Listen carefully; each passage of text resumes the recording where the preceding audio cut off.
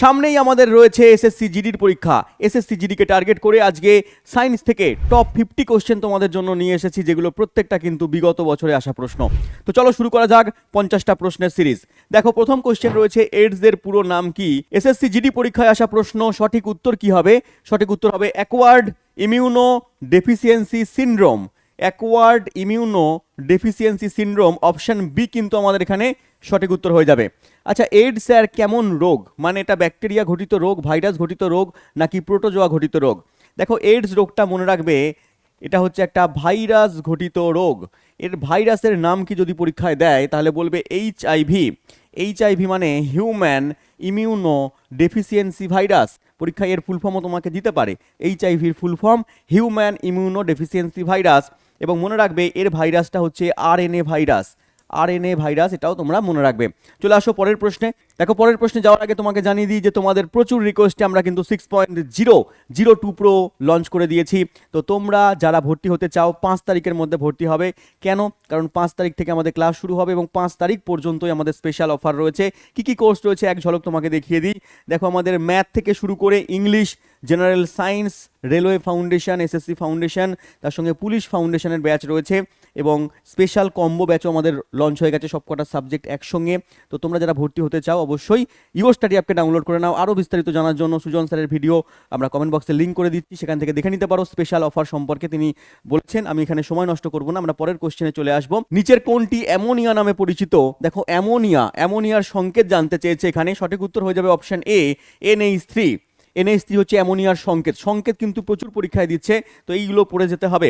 Ammonia কোথায় পাওয়া যায়? বাথরুমের মধ্যে পাওয়া যায়। স্যার, HCl এর নাম কি? এর নাম হচ্ছে মনে রাখবে হাইড্রোক্লোরিক অ্যাসিড। HCl কে বলা হচ্ছে হাইড্রোক্লোরিক অ্যাসিড। এটা আমাদের পাকস্থলীতে পাওয়া যায়। মনে রাখবে পাকস্থলীর মধ্যে হাইড্রোক্লোরিক অ্যাসিড নিঃসৃত হয়। N2O এর নাম হচ্ছে নাইট্রাস অক্সাইড। মনে রাখবে NO2 মানে হচ্ছে nitrogen dioxide. Clear? Next question.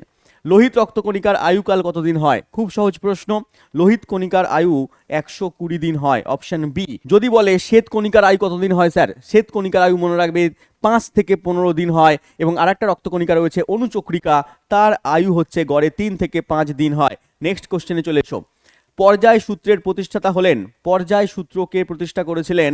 পরীক্ষায় দিয়েছে, সহজ প্রশ্ন, মেন্ডেলিভ। সঠিক উত্তর হয়ে যাবে পর্যায় সূত্রের প্রতিষ্ঠাতা হচ্ছে মেন্ডেলিভ। একে পর্যায় সারণীর জনকও বলা হয়। যদি পরীক্ষায় দেয় ডোবেরিনারের কি সূত্র বা ডোবেরিনার কোন সূত্র দিয়েছেন, উত্তর হয়ে যাবে ত্রয়ী সূত্র দিয়েছেন। ত্রয়ী সূত্রকে দিয়েছেন ডোবেরিনার। পরীক্ষায় যদি দিয়ে দেয় অষ্টক সূত্রকে দিয়েছেন, অষ্টক সূত্রকে দিয়েছেন জানলে কমেন্ট বক্সে তুমি আমাকে বলবে যে অষ্টক সূত্রকে দিয়েছেন। নেক্সট কোশ্চেনে চলে এসো। বলেছে বলের সংজ্ঞা কোন সূত্র থেকে জানা যায়? বলের সংজ্ঞা নিউটনের প্রথম, দ্বিতীয় বা তৃতীয় সূত্র কোনটা থেকে জানা যাচ্ছে না? বলের সংজ্ঞা যখন বলবে তখন প্রথম সূত্র থেকে পাওয়া যাবে। আর যদি বলে বলের গাণিতিক রূপ, যদি বলে বলের গাণিতিক রূপ পাওয়া যায় কোন সূত্র থেকে, বা বলের পরিমাপ করা যায় কোন সূত্র থেকে, তখন কিন্তু প্রথম সূত্র হবে না। যদি বলে বলের সংজ্ঞা তাহলে প্রথম সূত্র, যদি বলে বলের পরিমাপ করা হয় কোন সূত্র থেকে তাহলে হবে কিন্তু দ্বিতীয় সূত্র, মনে রাখবে।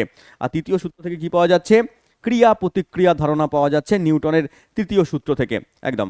আচ্ছা, এখানে অষ্টক সূত্র কে দিয়েছেন বলে দিই। অষ্টক সূত্র দিয়েছেন নিউসল্যান্ড। অষ্টক সূত্রটা মনে রাখবে। তাহলে অষ্টক সূত্র দিয়েছেন বিজ্ঞানী নিউসল্যান্ড, বা নিউল্যান্ডও অনেকে বলে, নিউসল্যান্ড বিজ্ঞানীর নাম। তাহলে 3টে সূত্র এখানে পেয়ে গেলে। ত্রয়ী সূত্র ডোবেরিনার, পর্যায় সূত্র দিয়েছেন মেন্ডেলিভ, অষ্টক সূত্র দিয়েছেন নিউজিল্যান্ড। এগুলো একটু পড়ে রাখবে, পরীক্ষায় কিন্তু এখান থেকে প্রশ্ন দিতে পারে। চলে এসো নেক্সট কোশ্চেনে। দেখো, নেক্সট কোশ্চেনে যাওয়ার আগে তোমাদেরকে এক ঝলক জানিয়ে দিই যে তোমরা যারা আমাদের কোর্সে ভর্তি হবে তারা কি কি সুযোগ সুবিধা পাবে। ছোটবেলার ঘাটতি পূরণ, যে কোনো সাবজেক্টে ছোটবেলায় যদি কোনো ঘাটতি থাকে একেবারে বেসিক থেকে আমরা পড়াবো, যাতে সেই ছোটবেলার ঘাটতি পূরণ তোমাদের অঙ্কের যোগ বিয়োগ গুণভাগ থেকে স্যার তোমাদের শিখিয়ে দেয়। আমি সায়েন্সের একেবারে বেসিক থেকে শুরু করি, বেসিক থেকে আমি পড়াই। প্রত্যেকটা স্যার ম্যাডামেরা বেসিক থেকে 0 লেভেল থেকে তোমাদেরকে পড়াই, যাতে ছোটবেলার কিন্তু ঘাটতি পূরণ হয়ে যায়। আপডেটেড কন্টেন্ট, আপডেট লেভেলে তুমি কন্টেন্ট পেয়ে যাবে। যেমন 4G, বারবার বলি, যেমন 4G 5G যুগে তুমি 2G মোবাইল বা 3G মোবাইল ইউজ করতে পারবে না। পারলেও কি হবে, খুব কষ্ট হবে। তেমনভাবে এখনকার দিনে যে প্রশ্ন আসছে, আপডেট লেভেলের কন্টেন্ট যদি তুমি না ইউজ করো, আগেকার দিনের কন্টেন্ট 5 বছর আগের কন্টেন্ট ইউজ করো, তাহলে কিন্তু তোমার পরীক্ষা ক্র্যাক হবে না। তো আপডেটেড কন্টেন্ট কিন্তু দরকার, সেটা তুমি এখান থেকে পেয়ে যাবে। অল এক্সাম কভার তুমি আমার সায়েন্সের ক্ষেত্রে বলবো, আমি সায়েন্সটাকে এমনভাবে তোমাকে পড়িয়ে দেবো যে সায়েন্স তুমি একবার পড়লে পারে কিন্তু অল এক্সাম, অল ইন্ডিয়াতে এমসিকিউ লেভেলের যত চাকরির পরীক্ষা আছে অল এক্সাম কভার হয়ে যাবে। চলে এসো কনসেপ্ট, ট্রিক্স এবং স্টোরি। প্রত্যেকটা স্যার ম্যাডাম কনসেপ্ট সহকারে পড়াবেন, স্টোরি টেলিংয়ের মাধ্যমে গল্পের সহকারে তোমাকে এমনভাবে বুঝিয়ে দেবে যাতে কিনা তোমার মস্তিষ্কের মধ্যে সেটা ঢুকে যায়।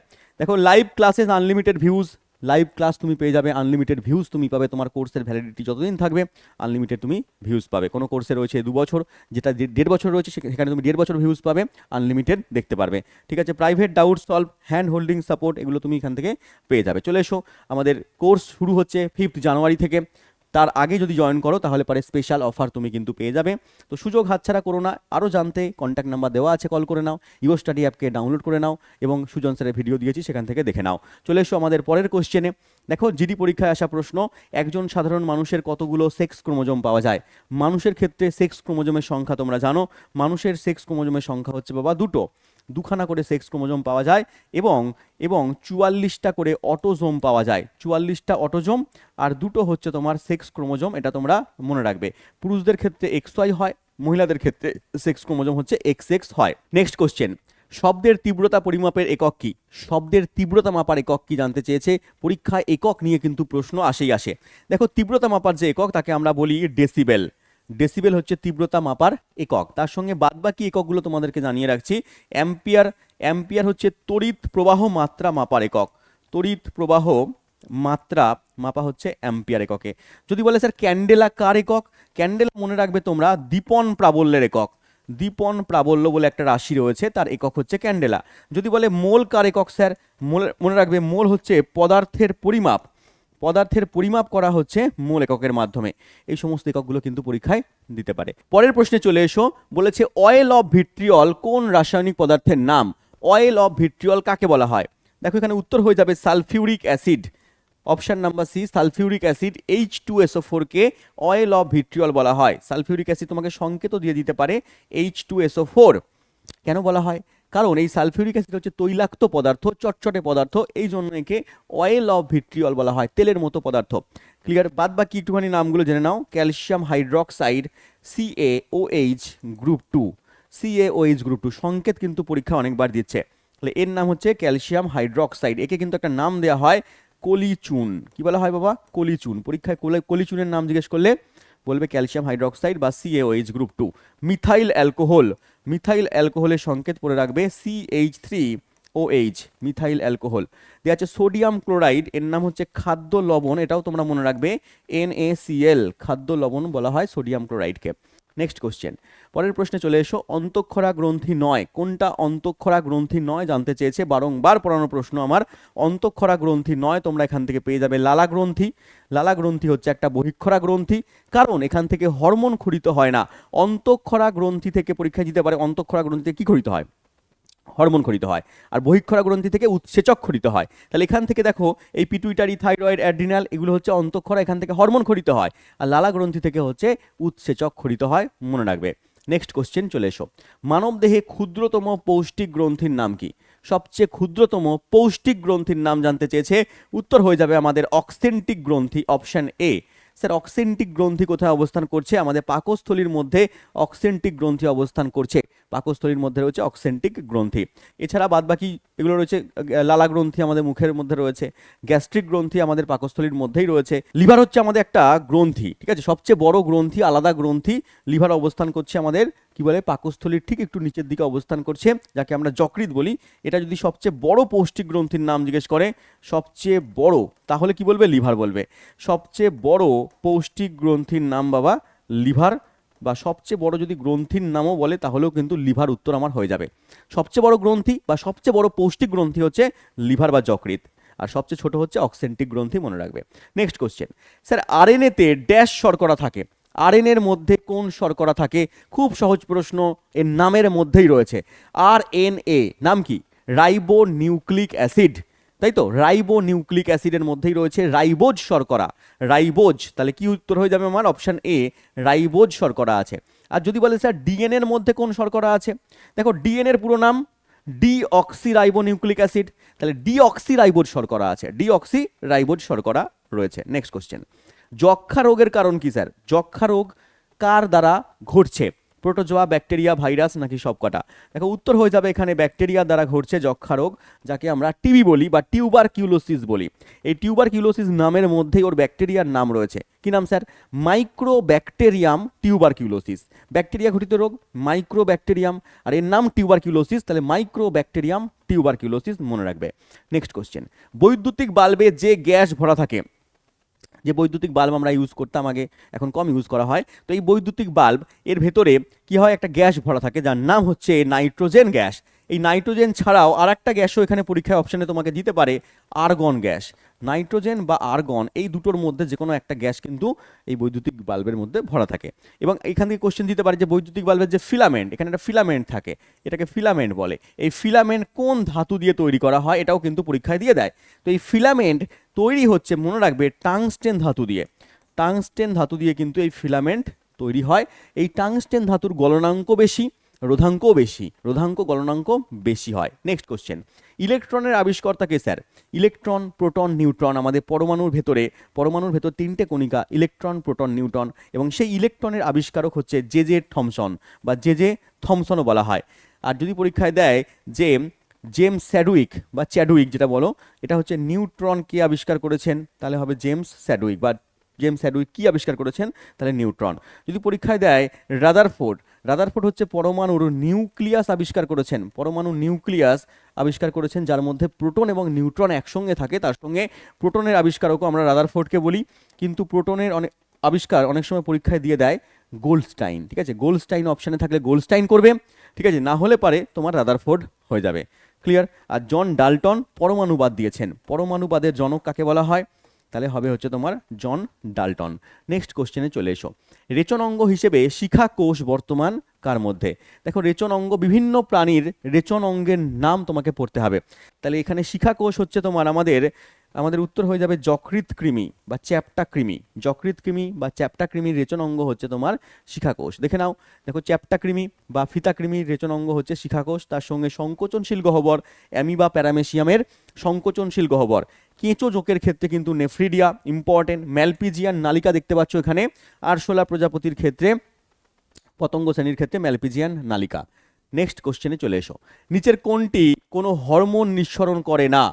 তার মানে বহিঃক্ষরা গ্রন্থি, হরমোন নিঃসরণ করে অন্তঃক্ষরা গ্রন্থি। তাহলে শুক্রাশয়, প্লীহা, ডিম্বাশয়, অগ্নাশয়। উত্তর হয়ে যাবে এখানে প্লীহা। উত্তর কি হবে বাবা? প্লীহা কোনো অন্তঃক্ষরা গ্রন্থি নয়। প্লীহা হচ্ছে লসিকা গ্রন্থি, ঠিক আছে? লসিকা এখানে উৎপন্ন হচ্ছে, তাহলে এটা একটা লসিকা গ্রন্থি। পরীক্ষা যদি দেয় সবচেয়ে বড় লসিকা গ্রন্থির নাম কি, তাহলে হয়ে যাবে প্লীহা। সবচেয়ে বড় লসিকা গ্রন্থির নাম যদি দেয় তাহলে বলবে প্লীহা। সবচেয়ে বড় পৌষ্টিক গ্রন্থি কি বললাম? লিভার বা যকৃৎ। সবচেয়ে বড় যদি বলে লসিকা গ্রন্থি তাহলে কি হবে? তাহলে হয়ে যাবে আমাদের প্লীহা। আর সবচেয়ে বড় যদি অন্তঃক্ষরা গ্রন্থির নাম জিজ্ঞেস করে তাহলে বলবে থাইরয়েড। সবচেয়ে বড় যদি বলে অন্তঃক্ষরা গ্রন্থি, সবচেয়ে বড় অন্তঃক্ষরা গ্রন্থি, এই জিনিসগুলো মনে রাখবে, পরীক্ষার সময় কিন্তু গুলিয়ে যায়। অন্তঃক্ষরা গ্রন্থি যদি বলে দেয় তাহলে কি বলবে? থাইরয়েড বলে দেবে। এখানে উত্তর হয়ে যাচ্ছে থাইরয়েড। ক্লিয়ার? তাহলে এগুলো একটুখানি মনে রাখবে, সেটা কারণ ছোট ছোট জিনিস ভুল করলেই ফিনিশ, ছোট ছোট জিনিস ভুল করলেই কিন্তু ফিনিশ। নেক্সট কোশ্চেন, শক্তি সূর্য থেকে পৃথিবীতে ভ্রমণ করে, বা শক্তি সূর্য থেকে যে পৃথিবীতে আলো আসছে, তাপ আসছে, এগুলো শক্তি তো, তাপ শক্তি, আলোক শক্তি। তা এগুলো আসছে কিসের মাধ্যমে, কোন প্রক্রিয়ার মাধ্যমে জানতে চেয়েছে? সঞ্চালন, পরিচলন, বিকিরণ নাকি মডুলেশন? কারণ সূর্য এবং পৃথিবীর মাঝখানে কোনো কিন্তু মাধ্যম নেই, তাহলে এই মাধ্যম ছাড়া আলো এবং তাপ আসছে যে প্রক্রিয়ায়, তাকে আমরা বলছি বিকিরণ পদ্ধতি। তাহলে এই বিকিরণ পদ্ধতির মাধ্যমে কি আসছে? সূর্যের তাপ এবং আলো পৃথিবীতে কিন্তু চলে আসছে। ক্লিয়ার? নেক্সট কোশ্চেনে চলে এসো, ক্লোরোফর্মের সঠিক রাসায়নিক সূত্র বলো। ক্লোরোফর্মের রাসায়নিক সূত্র, ক্লোরোফর্ম, বারবার বলছি রাসায়নিক সূত্র কিন্তু পরীক্ষায় দেবে। তাহলে ক্লোরোফর্ম হচ্ছে তোমার CH-Cl3, এখানে অপশন এ আমার সঠিক উত্তর হয়ে যাচ্ছে।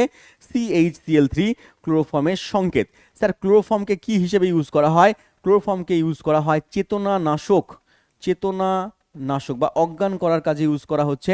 এটা হচ্ছে তোমার চেতনানাশক ওষুধ তৈরি করার কাজে আমরা ইউজ করছি। নেক্সট কোশ্চেন, কোনটি জলীয় দ্রবণ স্যার? আমলিক। আমলিক জলীয় দ্রবণ, দেখো ইউরিয়া, সাবান, ভিনিগার, খাদ্য লবণ।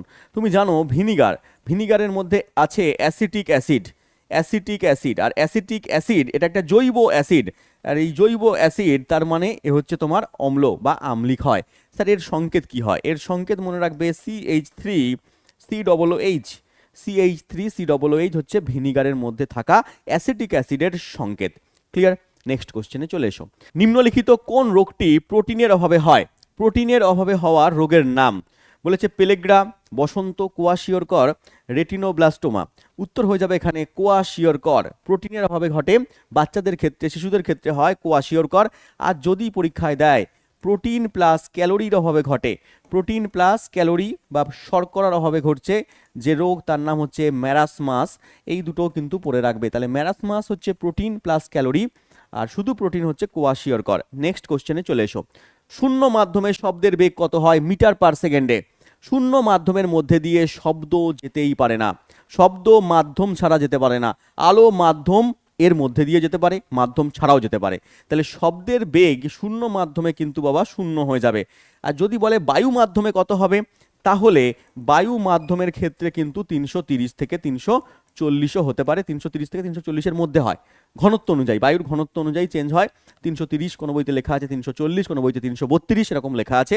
অপশন অনুযায়ী তুমি করবে এত মিটার পার সেকেন্ড বায়ু মাধ্যমে। এটা হচ্ছে শব্দের বেগ। আর যদি বলে আলোর বেগ, আলোর বেগ মনে রাখবে আলোর বেগ বায়ু মাধ্যম আর শূন্য মাধ্যমে একই ধরা হয়। স্যার বায়ু মাধ্যমে শূন্য মাধ্যমে শব্দের বেগ কত হয়? কারণ বায়ু মাধ্যম আর শূন্য মাধ্যমে শব্দ যেতে পারে, এই আলো যেতে পারে, শব্দ যেতে পারে না। তো শব্দের বেগ হচ্ছে 3 × 10⁸, 3 × 10⁸ মিটার পার সেকেন্ড হয়ে যায়। এখানে আরেকটা জিনিস মনে রাখবে, আলো, আলো কীরকম তরঙ্গ আর শব্দ কীরকম তরঙ্গ? শব্দ হচ্ছে অনুদৈর্ঘ্য তরঙ্গ, অনুদৈর্ঘ্য তরঙ্গ, আলো হচ্ছে তির্যক তরঙ্গ। শব্দ হচ্ছে স্থিতিস্থাপক তরঙ্গ, অনুদৈর্ঘ্য তরঙ্গ স্থিতিস্থাপক তরঙ্গ, এবং আলো হচ্ছে তির্যক তরঙ্গ, তার সঙ্গে তড়িৎ চুম্বকীয় তরঙ্গ। এটাও তোমরা মনে রাখবে। নেক্সট কোশ্চেনে চলে এসো। পরের প্রশ্ন হচ্ছে বর্তমানে আমাদের ওজোন স্তরের ক্ষয় করছে। বর্তমানে আমাদের যে ওজোন স্তর, ওজোন স্তর কাকে বলছি আমরা? পৃথিবীর ওপরে বায়ুমণ্ডলের বিভিন্ন স্তর আছে। প্রথম যে স্তর তার নাম হচ্ছে ট্রোপোস্ফিয়ার, তারপরের স্তর হচ্ছে স্ট্র্যাটোস্ফিয়ার। এই স্ট্র্যাটোস্ফিয়ারের মধ্যে একটা গ্যাস রয়েছে যার নাম হচ্ছে ওজোন গ্যাস। এই ওজোন গ্যাস একটা পর্দা করে রেখে দিয়েছে, সেটা হচ্ছে ওজোন লেয়ার বা ওজোন স্তরের পর্দা আমরা বলছি। তাহলে স্ট্র্যাটোস্ফিয়ারের মধ্যে রয়েছে, এবং সেটা কি করছে? সেটা সূর্য থেকে অতিবেগুনি রশ্মি আসে, বিভিন্ন রশ্মি আসে, তার মধ্যে অতিবেগুনি রশ্মি হচ্ছে ক্ষতিকারক রশ্মি, যেটা পৃথিবীতে আসতে দিচ্ছে না। তাহলে এই অতিবেগুনি রশ্মিকে আমরা আলট্রাভায়োলেট রশ্মি বলছি। এ হচ্ছে পৃথিবীতে আসতে থেকে বাধা দিচ্ছে। ঠিক আছে, তাহলে এখানে পেয়ে গেলাম আলট্রাভায়োলেট রশ্মি। পরের কোশ্চেন, নৌ কম্পাসে ব্যবহার করা হয়। নৌ কম্পাস ব্যবহার করা হচ্ছে কীরকম চুম্বক? এরকম টাইপের দেখতে হয়। যারা তোমার সমুদ্রে যাত্রা করে তাদের কাছে এরকমভাবে, নাবিকদের কাছে এরকম টাইপের কম্পাস থাকে। এরা উত্তর দক্ষিণ এই সমস্ত বিবেচনা করার জন্য এই সমস্ত কম্পাসকে ইউজ করে। এখানে নর্থ লেখা থাকে, এখানে সাউথ লেখা থাকে। ঠিক আছে, এইভাবে তারা দিক নির্ণয় করে। এই যে চুম্বক, এখানে এটা চুম্বক। ঠিক আছে, এই চুম্বকটাকে বলা হচ্ছে সূচি চুম্বক বা সূচিমুখ চুম্বকও বলা হয়। তাহলে সূচি চুম্বক উত্তর আমার এখানে হয়ে যাচ্ছে। এবং মনে রাখবে চুম্বকের দুটো দিক থাকে, একটা হচ্ছে তোমার আমাদের নর্থ পোল, একটা সাউথ পোল। নর্থ পোলকে বিকর্ষণ করে, সাউথ পোলকে বিকর্ষণ করে, কিন্তু নর্থ পোল সাউথ পোলকে আকর্ষণ করে। এই যে কোনো একটা চুম্বককে যদি আমরা ঝুলিয়ে রেখে দিই, তাহলে ও ব্যাটা কি করে? সবসময় উত্তর দক্ষিণ মুখ করে থাকে, নর্থ সাউথ দিকে মুখ করে থাকে। তুমি পূর্ব পশ্চিমে ঘুরিয়ে দেবে, ব্যাটা আবার উত্তর দক্ষিণ মুখ করে থাকবে। এই যে ধর্ম, এটাকে বলি আমরা চুম্বকের দিক নির্দেশক ধর্ম বা দিকদর্শী ধর্ম। এই ধর্মটাকে কাজে লাগিয়ে কিন্তু নৌ কম্পাস তৈরি করা হয়েছে। নেক্সট কোশ্চেন, প্রকৃত দ্রবণে দ্রাবের কণার ব্যাস কত? দেখো, দ্রবণের মধ্যে দুটো জিনিস থাকে, মনে রাখবে। আমি কনসেপ্ট সহকারে ক্লাসের মধ্যে এইসব জিনিসপত্র করাই, যেটা কোর্সের ভেতর পড়েছে তারা জানে। ঠিক আছে, শুধু এগুলো শুধু তোমাদের প্র্যাকটিস করে যেতে হবে। তো এখানে মনে রাখবে যে দ্রবণের ভেতর দুটো জিনিস থাকে, একটা দ্রাব, একটা দ্রাবক। যেটা বেশি পরিমাণে আছে সেটা দ্রাবক, এবং যেটা কম পরিমাণে আছে সেটা হচ্ছে দ্রাব। যেমন চিনি আর জলের মধ্যে এই দ্রবণ ঘটিয়ে দাও, জলটা হচ্ছে দ্রাবক এবং চিনিটা হচ্ছে দ্রাব। তো এই যে চিনির কণা ওখানে গুলে যাচ্ছে, যে চিনির কণা গুলে গিয়ে ছোট ছোট ছোট কণায় পরিণত হয়ে যাচ্ছে, পুরোপুরি এখানে মিশে যাচ্ছে না, মিশ্রণ তৈরি করছে, নতুন পদার্থ তৈরি করছে না। এই যে দ্রবণ তৈরি হচ্ছে, চিনির কণা ওখানে যে মিশছে, ছোট ছোট কণা আকারে জলের মধ্যে গুলে যাচ্ছে। তাহলে এই যে কণাগুলো তৈরি হচ্ছে তার ব্যাস হচ্ছে, মনে রাখবে, 10⁻⁻8 সেন্টিমিটার বা তার কম। এটা হচ্ছে প্রকৃত দ্রবণ, চিনি জলের দ্রবণ প্রকৃত দ্রবণ। এছাড়াও আছে কলোয়েডীয় দ্রবণ, ওখানে আলাদা হয়, ওখানে 10⁻⁵ থেকে 10⁻⁷ হয়। কলোয়েডীয় দ্রবণের ক্ষেত্রে, প্রকৃত দ্রবণের ক্ষেত্রে এটা হচ্ছে, মনে রাখবে কলোয়েডীয় দ্রবণের ক্ষেত্রে কি হয় বাবা, কলোয়েডীয় দ্রবণের ক্ষেত্রে তখন আলাদা ঘটনা ঘটে, ওখানে দ্রাবের কণার ব্যাস 10⁻⁵ থেকে 10⁻⁷ সেন্টিমিটার একটু বড় কণা হয়। এই জন্য ওই দ্রবণের ভেতরে দ্রাবের কণাগুলো ঘোরাঘুরি করে, যেমন রক্ত, যেমন দুধ, যেমন ভাতের ফ্যান হচ্ছে কলোয়েডীয় দ্রবণের এক্সাম্পল। ক্লিয়ার? নেক্সট কোশ্চেনে চলে এসো। বলেছে বিএমআর বৃদ্ধি করা প্রধান কাজ, কোন হরমোনের কাজ বিএমআর কে বৃদ্ধি করা?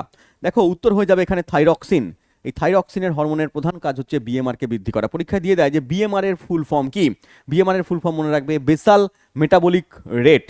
বেসাল মেটাবলিক রেট হচ্ছে এর ফুল ফর্ম পড়ে রাখবে। প্রভু গ্রন্থি কাকে বলা হয়? জলের দরে ফলের রসের মতো প্রশ্ন সবাই পারবে।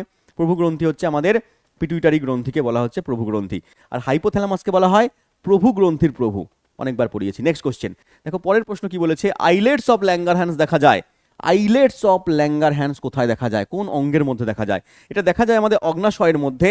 এই যে অগ্নাশয় রয়েছে আমাদের পাকস্থলীর ঠিক পিছন দিকে, এই অগ্নাশয়ের মধ্যে দেখা যাচ্ছে আইলেটস অফ ল্যাঙ্গারহ্যান্স। এটা এখান থেকে হরমোন খরিত হয়। এর ভেতরে 3টে কোষ আছে, আলফা, বিটা আর ডেল্টা। তো এই অগ্নাশয়ের মধ্যে আইলেটস অফ ল্যাঙ্গারহ্যান্সের আলফা কোষ থেকে গ্লুকাগন হরমোন খরিত হয়। এই অগ্নাশয়ের মধ্যে আইলেটস অফ ল্যাঙ্গারহ্যান্সের বিটা কোষ থেকে ইনসুলিন হরমোন খরিত হয়। এই অগ্নাশয়ের মধ্যে আইলেটস অফ ল্যাঙ্গারহ্যান্সের ডেল্টা কোষ থেকে সোমাটোস্ট্যানিন হরমোন খরিত হয়। 3টে পার্ট থেকে 3টে হরমোন খরিত হচ্ছে, পড়ে রাখবে। নেক্সট কোশ্চেনে চলে এসো। কৌশিক ফিড ফাউন্টেন পেন কে আবিষ্কার করেন? দেখবে অনেক সময় যে তুমি প্লেনে উঠছো, প্লেনে যখন উঠবে তখন কিন্তু নর্মাল পেন ইউজ করা যাবে না, তোমাকে তখন এই সমস্ত ফাউন্ডেড পেন ইউজ করতে হবে। তো এই পেনটা ইউজ করেছে, মানে তৈরি করেছেন, মনে রাখবেন, ওয়াটারম্যান। ঠিক আছে, হ্যাঁ, লি ওয়াটারম্যান, অপশন নাম্বার সি পড়ে রাখবে। নেক্সট কোশ্চেন, 746 ওয়াট কাকে বলে? 746 ওয়াটকে আমরা বলি 1 অশ্ব শক্তি বা 1 এইচপি। 1 এইচপি হর্স পাওয়ার মানে হচ্ছে 746 ওয়াট। এই ওয়াট বলো, এই এইচপি বলো, এগুলো কার একক? এইচপি ওয়াট, এগুলো মনে রাখবে ক্ষমতার একক। তাহলে ক্ষমতার একক বা তড়িৎ ক্ষমতার একক আমরা বলি যে ওয়াট, এইচপি ক্ষমতার একক। 1 এইচপি মানে 746 ওয়াট, মনে রাখবে। নেক্সট কোশ্চেন, পরের প্রশ্ন বলেছে যখন বরফ গলে জলে পরিণত হয় তখন তার আয়তন বাড়ে, ভর কমে যায়, আয়তন কমে যায়, নাকি ভর বেড়ে যায়? কোনটা সঠিক উত্তর হয়ে যাবে? আচ্ছা, দুটোই ভর কমে দেওয়া আছে, একটাকে ভর বাড়ে করে দেবে। ঠিক আছে, দেখো তাহলে যখন বরফ গলে যায়, জলে পরিণত হয়ে যায়, তখন কিন্তু ব্যাটার আয়তন কমে যায়। আর জল যখন বরফে পরিণত হয় তখন আয়তন কিন্তু বেড়ে যায়। তাহলে জল বরফ হলে আয়তনে বাড়ে, কিন্তু বরফ গলে জল হলে আয়তন কিন্তু কমে যায়। অপশন নাম্বার সি আমার এখানে কিন্তু সঠিক উত্তর হয়ে যাবে। নেক্সট কোশ্চেনে চলে এসো। ফারেনহাইট স্কেলে জলের হিমাঙ্ক কত? এটা এই উত্তর আমি দেবো না, খুব সহজ প্রশ্ন। কমেন্ট বক্সে তুমি আমাকে বলবে যে ফারেনহাইট স্কেলে জলের হিমাঙ্ক কত হয়, কমেন্ট বক্সে আমাকে বলবে। নেক্সট কোশ্চেন চলে এসো। পরের প্রশ্নে দেখো এখানে দেওয়া আছে যে 3টে স্কেল দেওয়া আছে, সেলসিয়াস, ফারেনহাইট এবং কেলভিন। 3টে স্কেলের এই যে নিচের পার্টগুলো দেওয়া আছে, এগুলো হচ্ছে তোমার নিম্ন স্থিরাঙ্ক, এখানে জল জমে বরফ হয়, এবং ওপরের পার্টে দেওয়া আছে জলের স্ফুটনাঙ্ক, এখানে জল ফুটে বাষ্প হয়ে যায়। তো এখান থেকেও তুমি মানে দেখলেই বুঝতে পারো উত্তর কি হবে। নেক্সট হচ্ছে পোলোনিয়ামের আবিষ্কারক কে? পোলোনিয়াম একটা তেজস্ক্রিয় মৌল। আমাদের পৃথিবীতে টোটাল 118টা বর্তমানে মৌল রয়েছে, তার মধ্যে পোলোনিয়াম একটা মৌল, যেটা আবিষ্কার করেছেন আমাদের কে বাবা? না, মাদাম কুরি। তাহলে অপশন নাম্বার বি আমার এখানে সঠিক উত্তর হয়ে যাচ্ছে, মাদাম বা মেরি কুরিও বলা হচ্ছে। তাহলে অপশন বি আমার সঠিক উত্তর হয়ে যাচ্ছে। 118খানা মৌল, তার মধ্যে পোলোনিয়াম, তোমার ইউরেনিয়াম, এই সমস্ত যে মৌলগুলো রয়েছে, রেডিয়াম, এগুলো হচ্ছে তেজস্ক্রিয় মৌল, এগুলো পরীক্ষায় আসতে পারে, পড়ে রাখবে। নেক্সট কোশ্চেন, পরের প্রশ্ন বলেছে 1 আন্তর্জাতিক ক্যারাট সমান সমান কত গ্রাম? 1 ক্যারাট সমান সমান, মনে রাখবে, 200 মিলিগ্রাম। 200 মিলিগ্রাম, এটাকে যদি গ্রামে প্রকাশ করো, 1000 দিয়ে ভাগ করলে 0.200 গ্রাম উত্তর হয়ে যাবে। তাহলে অপশন নাম্বার বি আমার এখানে সঠিক উত্তর হয়ে যাচ্ছে। এই ক্যারাট এককের সাহায্যে সোনা, হিরে, এই সমস্ত যে মূল্যবান ধাতু আছে তাদেরকে পরিমাপ করা হয় ক্যারাটে, 22 ক্যারাট গোল্ড। ঠিক আছে, এরকমভাবে পরিমাপ করা হয়। নেক্সট কোশ্চেন, সূর্যালোক কয়টি রং নিয়ে তৈরি হচ্ছে? সূর্যালোকের ভেতরে কটি রং আছে? সূর্যালোক সাদা বর্ণের আলো, এটা যখন প্রিজমের মধ্যে দিয়ে যায় তুমি দেখবে সাদা বর্ণের আলো 7টা বর্ণের আলোতে ভাগ হয়ে যায়। তাহলে 7টা রং নিয়ে তৈরি হচ্ছে, অপশন সি আমার এখানে সঠিক উত্তর। 7টা রং কি আছে? বে মানে বেগুনি, নি মানে নীল, আ মানে আকাশী, বে নি আ, স মানে সবুজ, হ মানে হচ্ছে হলুদ, সহ কলা, ক মানে হচ্ছে কমলা, সুন্দরী কমলা, আর লা মানে হচ্ছে লাল। তাহলে বেগুনি, নীল আকাশী, সবুজ, হলুদ, কমলা, লাল, এই 7টা বর্ণ নিয়ে তৈরি হচ্ছে আমাদের সূর্যের আলো। সাদা বর্ণ বা যে কোনো সাদা বর্ণ 7টা রং নিয়ে তৈরি হয়। এই যদি পরীক্ষায় দিয়ে দেয়, এই যে এখানে রয়েছে আমরা দেখতে পাই রামধনু বা রংধনু বলো, এই রংধনু হচ্ছে তোমার বিচ্ছুরণের এক্সাম্পল, আলোর বিচ্ছুরণ ঘটলেই তখন এই 7টা বর্ণেও ভাগ হয়ে যায়। কিন্তু এখানে এটা স্পষ্ট দেখা যায় না। প্রিজমের ক্ষেত্রে তুমি স্পষ্ট দেখতে পাবে, প্রিজমের মধ্যে দিয়ে যখন সাদা বর্ণের আলো যাবে এপাশে তখন 7টা বর্ণ ভাগ হয়ে যাবে বেনিয়া সহকলাতে। তাহলে আলোর বিচ্ছুরণ ধর্মের মাধ্যমে মানে প্রমাণ করা যায় যে সাদা বর্ণ 7টা বর্ণ নিয়ে তৈরি হচ্ছে, এটা আলোর বিচ্ছুরণের সাহায্যে প্রমাণ করা যাচ্ছে। তো আজকের ক্লাসে আমরা সায়েন্স থেকে যে প্রশ্নগুলো করলাম তাতে 50টার বেশি প্রশ্ন তোমাদের করিয়ে দিয়েছি, এক্সট্রা টপিক বলেছি অনেক কিছু। তো এগুলো মনে রাখবে, তোমাদের পরীক্ষায় কিন্তু কাজে দিতে পারে। তো সায়েন্সের প্র্যাকটিস সেট তোমাদের কেমন লাগলো অবশ্যই কমেন্ট বক্সে জানাবে, এবং এর যদি তোমরা পার্ট 2 পার্ট 3 চাও তাহলে সেটাও কমেন্ট বক্সে জানাবে, তাহলে আমি পার্ট 2 পার্ট 3 নিয়ে আসবো। দেখা হচ্ছে পরের ভিডিওতে, ততক্ষণ ভালো থেকো, থ্যাংক ইউ, জয় হিন্দ।